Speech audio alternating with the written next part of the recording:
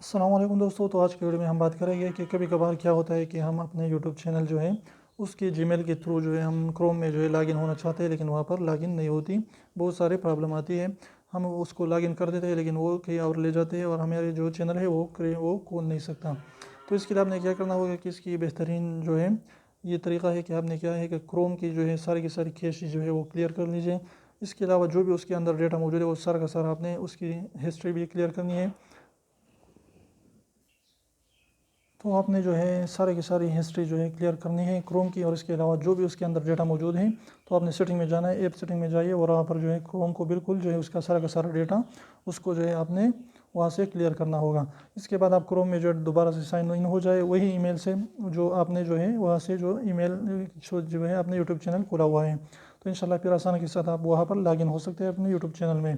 तो उम्मीद करता है छोटी सी वीडियो आपको पसंद है। वीडियो पसंद है तो प्लीज़ वीडियो को लाइक कर दीजिए, चैनल को सब्सक्राइब करना ना भूलें और रेड वाले सब्सक्राइब को जरूर दबाए, बिल्कुल फ्री है, एक भी इसका पैसा नहीं लगता।